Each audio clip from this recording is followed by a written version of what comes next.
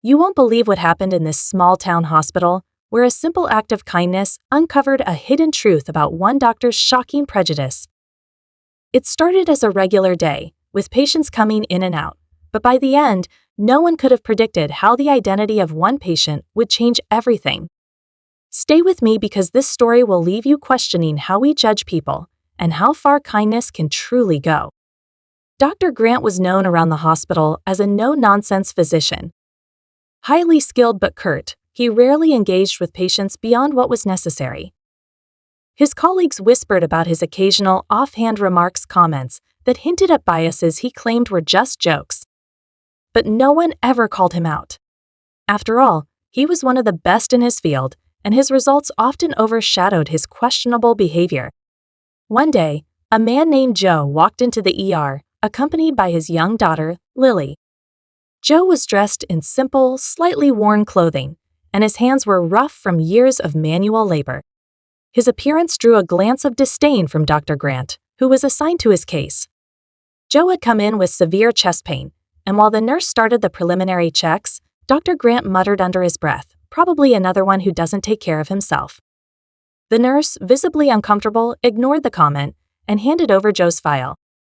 As Dr. Grant skimmed through it, his tone remained indifferent, asking questions without looking Joe in the eye.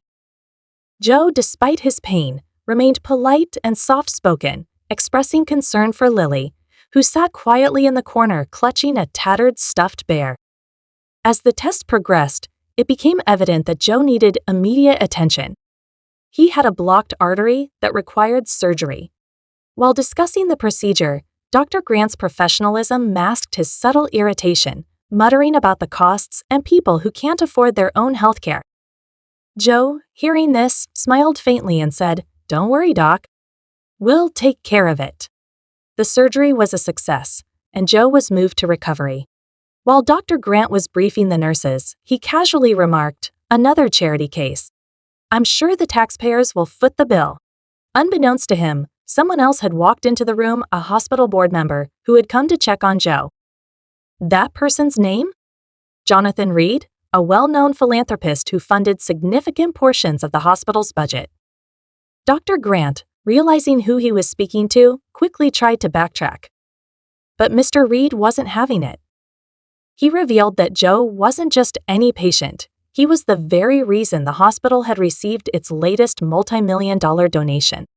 Joe, humble and unassuming, had worked behind the scenes as a key contractor on one of Mr. Reed's charitable housing projects.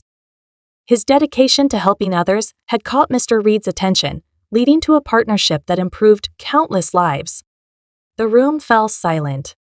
Mr. Reed addressed Dr. Grant firmly but calmly, pointing out that bias has no place in a hospital meant to serve everyone.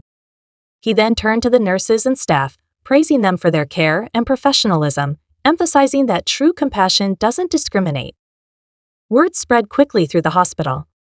Dr. Grant, faced with mounting criticism, was forced to undergo sensitivity training and reevaluate his approach to patient care.